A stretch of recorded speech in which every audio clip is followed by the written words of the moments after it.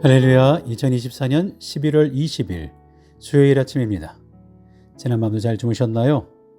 한 주일의 중간 수요일 아침 하나님의 말씀, 찾아가는 하나님의 말씀을 들을 수 있기를 바랍니다. 오늘 새벽 통독, 새벽 말씀은 사도행전 7장에서 9장의 7장 말씀, 7장 17절에서 36절까지의 말씀입니다. 내 힘 말고 하나님의 능력으로, 나의 능력보다 하나님의 능력을 더욱 의지하며 겸손히 섬겨야 합니다. 여러분은 어떤 힘으로 살아가고 계십니까? 밥심인가요?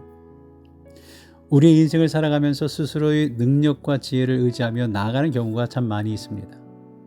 우리는 가진 지식과 경험, 때로는 재산과 명예를 의지하며 문제를 해결하고자 합니다. 그러나 성경은 우리에게 분명히 가르치죠. 진정한 능력은 우리의 힘이 아니라 하나님의 능력에서 온다는 사실을요. 오늘 본문에서도 스데반 집사님은 이스라엘 백성을 구원한 모세 이야기를 통해 우리에게 깊은 교훈을 전해주고 있습니다. 모세는 처음에 자신의 힘과 방법으로 이스라엘 백성들을 돕고자 했죠. 하지만 실패합니다.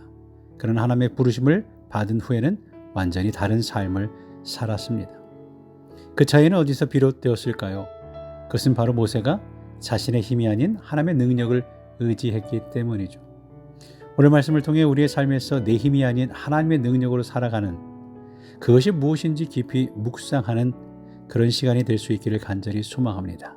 그래서 우리의 신을 벗고 하나님의 주권 앞에 겸손히 서는 믿음의 결단이 일어나는 하루의 출발이 되기를 간절히 기도합니다. 우리가 이 이야기 속에서 생각하게 되는 것은 첫 번째, 모세의 정체성입니다. 아이덴티티. 모세는 자신을 중재자로 드러냅니다. 스스로 재판장이요 통치자로 여기면서 그의 형제들에게 다가갔죠. 그는 노예 생활을 하고 있었던 이스라엘 자손이 자신을 알아보고 받아들일 줄 알았어요. 아마도 그는 자신이 충분히 갖추어진 자다라고 생각했을지 모릅니다. 그러나 노예 신분인 모세의 형제들, 같은 민족 형제들도 그를 인정하지 않은 거죠. 물론 이것은 거시적으로 볼 때 이스라엘의 무지에서 기인한 것이다 라고 볼 수 있습니다. 그들은 하나님의 선택을 인정하지 않은 거예요. 요셉도 그랬고 모세도 마찬가지죠. 그러나 자신을 드러낼 당시 모세 또한 하나님의 일을 할 수 없는 상태는 아니었습니다. 그가 받은 제왕 교육으로는 군대를 조직하고 전쟁을 지휘할 수 있는 능력이 있었어요. 지역마다 그가 군대의 장교와 같은 왕으로서의 교육을 받으면서 답사를 독도법 같은 걸 다 배운 거죠. 그러나 자기 백성을 구원하고 그들에게 찾아오신 하나님을 섬기도록 이끌지는 못한 거예요. 두 번째로 하나님의 정체성이죠. 하나님의 아이덴티티. 스데반의 연설에서 가시떨기가 타지 않는 이적 또는 큰 광경에 대한 요소는 덜 강조됩니다. 거기에 나타난 존재에 더 관심이 있습니다. 그는 천사입니다. 히브리 표현으로는 여호와의 사자입니다. 멜렉 아도나이라고 가리켜요. 근데 그가 아브라함과 이삭과 야곱의 하나님이신 거죠. 32절에 그가 이스라엘을 나의 백성이라고 부르고 있습니다. 그들의 탄식을 들으셨고 그들을 끌어내기 위해 내려오셨다라고 34절에 말씀합니다. 이 천사, 메신저, 엔젤이라는 건 바로 하나님의 성자 하나님이라는 표현입니다. 뒤에 나오는 걸 보면 60절에 그런 의미를 가지고 말씀하죠. 주님은 이 땅에 오시기 전에도 자기 백성의 구원을 위해 일하셨어요. 부활하신 후에도 일하십니다. 지금 우리 안에도 우리를 위해, 나를 위해, 우리 교회를 위해 일하고 계시는 줄로 믿습니다.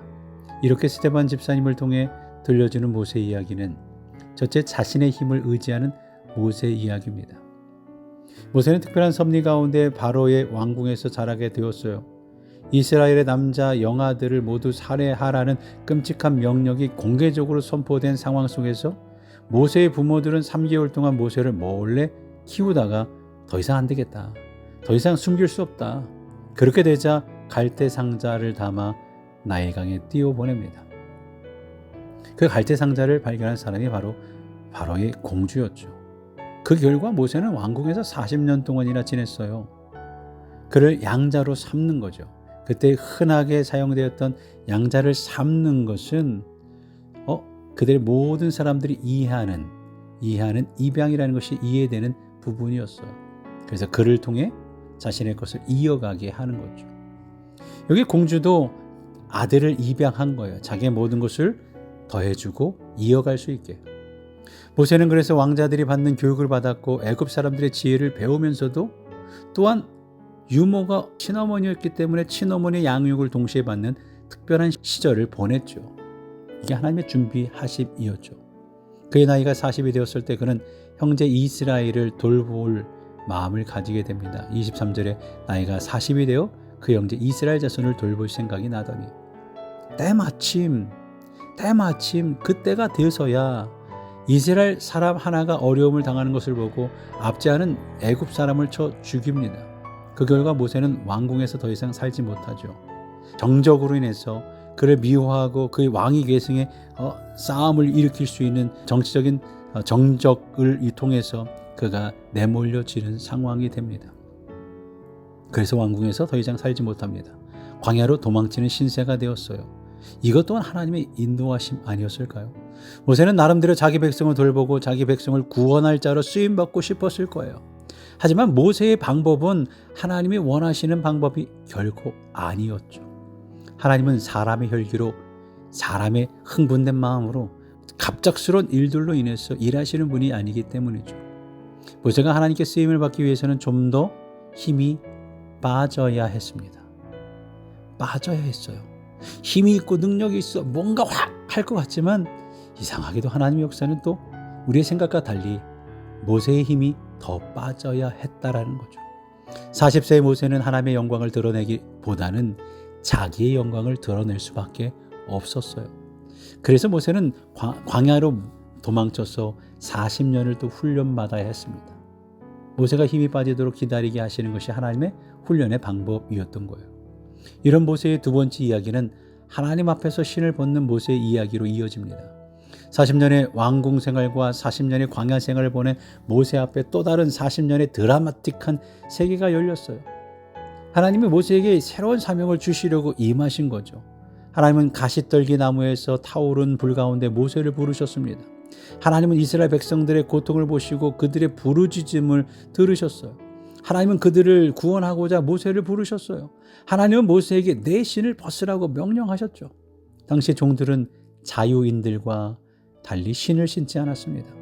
하나님이 모세에게 신을 벗으라고 하신 것은 그 땅이 모세가 소명을 받는 거룩한 땅일 뿐만 아니라 하나님은 주인이시다. 하나님이 주인이다.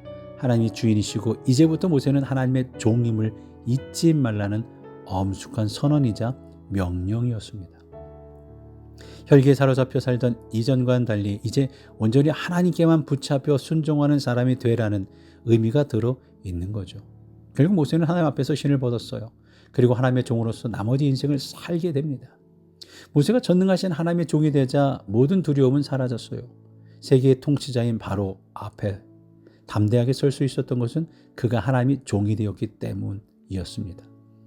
우리가 주인 되신 하나님의 음성을 귀에 기울이며 하나님 앞에 신을 벗는 인생을 산다면 모세와 같은 능력 있는 인생을 살 수 있을 줄로 믿습니다. 힘들고 어려운 가운데 하나님의 인도하심, 하나님의 종으로서 하나님의 영광을 돌리는 삶을 살아가는 하나님의 메신저로서 살아간다고 더 주님을 의지한다면 또 그 부르심에 우리의 인생이 그렇게 쓰여질 겁니다. 내 힘으로 일하는 것보다 하나님이 주신 능력으로 일하는 것이 더 좋음을 말할 것도 없죠. 문제는 내 힘과 내 지혜, 내 고집이 남아있으면 하나님의 능력과 지혜를 누릴 수 없다라는 사실입니다. 그래서 때론 하나님은 우리의 힘을 빼시기 위해 시간이 흘러가게 하시고 고난도 허락하시는 거예요. 이 모든 것이 하나님의 훈련의 방법임을 알고 겸손하게 하나님께 surrender, 복종하고 항복하고 맡기는 삶을 살아가야 할 것입니다. 오늘 우리는 모세의 이야기를 통해 하나님의 능력을 의지하는 삶이 얼마나 위대한 결과를 만들어내는지를 보았습니다. 모세는 자신의 힘으로 아무것도 이룰 수 없었지만 하나님의 부르심과 능력 안에서 위대한 구원의 역사를 이루었죠. 우리의 삶도 마찬가지입니다. 우리가 우리의 고집과 자만을 내려놓고 하나님의 뜻과 능력을 의지한다면 하나님은 우리의 삶을 통해 놀라운 일을 이루실 것입니다. 고난 속에서 우리가 힘을 뺄 때에 하나님께서 우리의 주인이 되심을 인정하게 되고 그거를 인정할 때 하나님은 우리 교회를 사용하실 줄로 믿습니다. 우리 한번 다짐하며 이 아침 출발해 볼까요?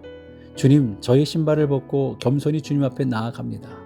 제 힘과 지혜가 아니라 하나님의 능력을 의지하는 삶을 살게 하소서. 매 순간 저를 낮추시고 주님의 인도하심에 순종하게 하소서. 두 번째로, 하나님, 때로는 제 힘이 빠지는 시간이 필요하다는 것을 깨닫습니다. 고난 가운데에도 하나님의 훈련을 받아들이며 제 자아를 내려놓고 온전히 주님의 종으로 살아가기를 원합니다. 주님의 능력으로 일하며 하나님의 영광을 드러내는 자가 되게 하소서. 이렇게 다짐하며 교회를 위해 기도해 주실 때에 태신자를 위해서, 특별히 송진범 집사님을 위해서, 장하나 원사님, 영미wil슨 집사님 건강을 위해, 김미애 집사님 회복을 위해, 또한 김영 집사님 출장 잘 다녀오시고 홍진수 성도님 잘 돌아오실 수 있도록, 또한 돌아오신 분들 시차적은 잘 하실 수 있도록, 그리고 이번 주 추수감사주일입니다.